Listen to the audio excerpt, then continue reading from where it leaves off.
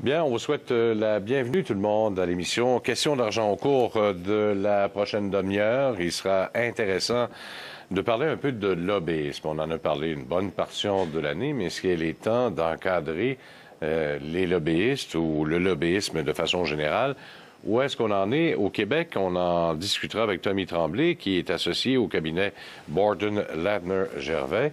Ce serait intéressant de vous présenter aussi Mme Sophie Babeu, qui est MBA, directrice d'agence et qui travaille également donc dans le secteur des régimes d'épargne études chez Universitas.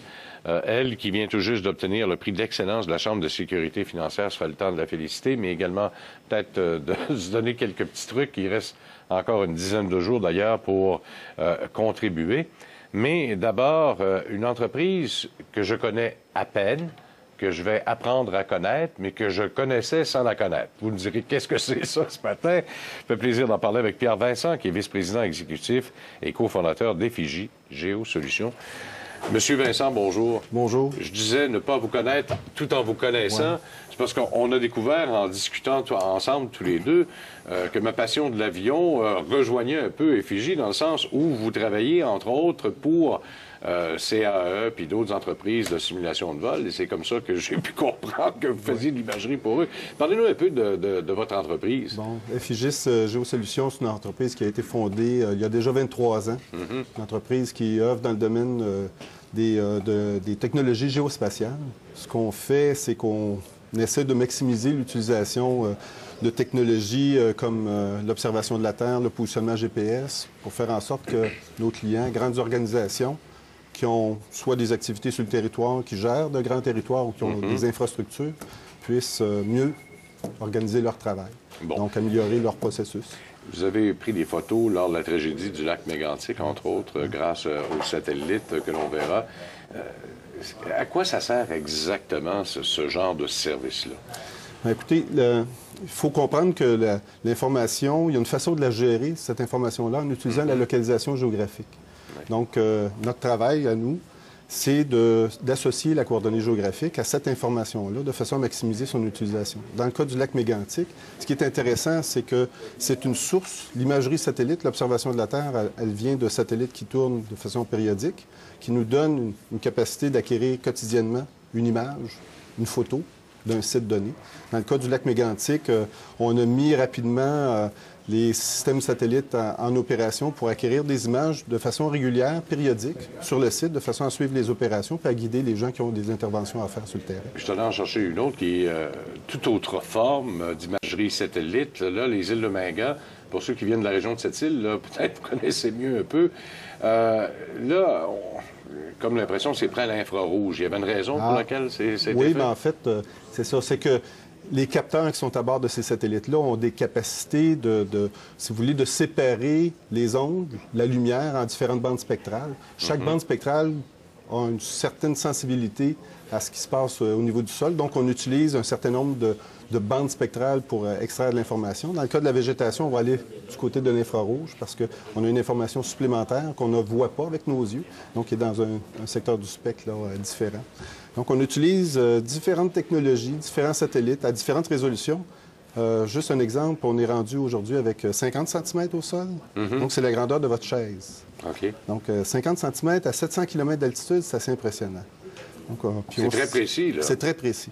Parce qu'on va prendre, par exemple, une géolocalisation, le GPS, là, qu'on a dans nos automobiles, c'est à peu près à 10-15 mètres. Là. Environ. Bon, c'est pas mal plus grand. C'est grand comme le studio, à peu près, là, comme différence. Vous arrivez à faire ça sur 2 pieds carrés ou à peu près. Là. Oui, mais même au niveau positionnement GPS, on traite la donnée pour l'amener à des précisions millimétriques aussi. Là. Ah oui? Alors, ce signal-là peut être traité, peut être amené à des niveaux de précision incroyables. Et c'est comme ça, d'ailleurs, que l'on fait et que l'on place souvent des ponts, des tunnels, etc.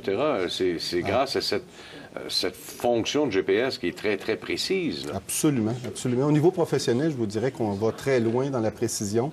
Aujourd'hui, ces technologies-là sont démocratisées. On a du GPS dans notre voiture, 5, 10, 15 mètres, c'est suffisant pour ce qu'on fait. On a du Google Earth quand on cherche où aller passer nos vacances.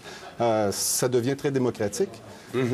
Est-ce que, bon, par exemple, Google Earth utilise vos services, par exemple? Est-ce que c'est le genre de service que vous fournissez, entre autres? Parce que là, on va voir dans quelques instants une photo qui a été prise du haut désert, du pont Jacques-Cartier et de la Ronde. Oui. Alors, c'est le genre de photo qu'on verrait normalement sur Google Earth. Absolument, absolument. Google Earth, c'est un outil, finalement, qui permet de montrer ces images satellites-là, différentes sources de données. On utilise les mêmes sources d'informations et puis on fournit effectivement à différents usagers ou différentes organisations des couvertures en imagerie satellite. Parce que c'est quasi infini ce que vous pouvez faire. Parce que je regardais un peu votre pedigree sur le site Internet. Là, on parle de télécommunications, de services publics, les mines, le pétrole, foresterie, génie.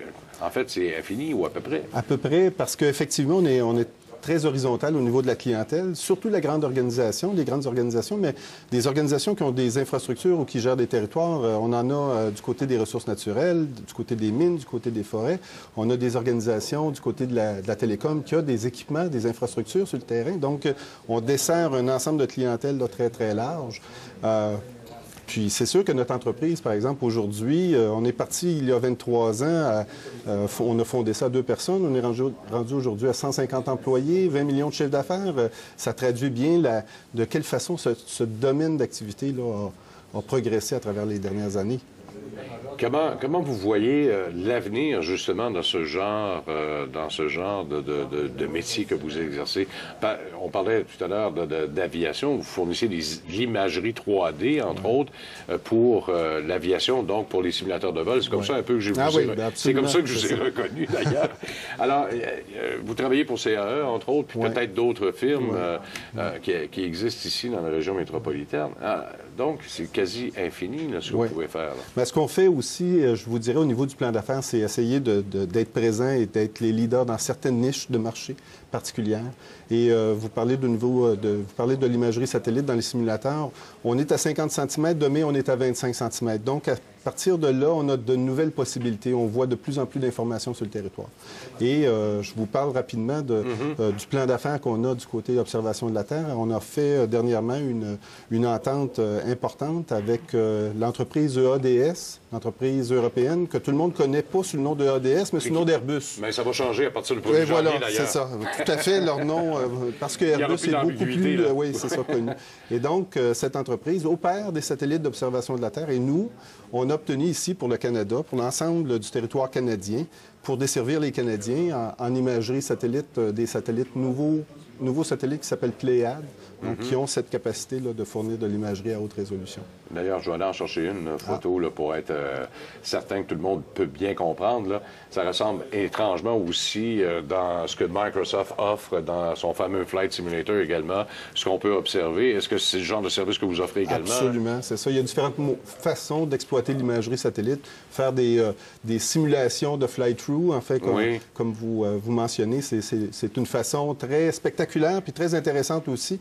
On peut penser, par exemple, les gens du secteur minier qui ont des opérations partout dans le monde, qui veulent avoir une image synthétique, réelle, enfin synthétique, le plus réel possible de ce qui se passe sur le terrain. L'imagerie satellite leur donne ça, puis on leur fait un genre de simulation pour faire le tour du site. Donc, ça améliore leur gestion. C'est plus vite, c'est plus rapide. Pierre Vincent, merci beaucoup encore une fois. Ça m'a fait plaisir.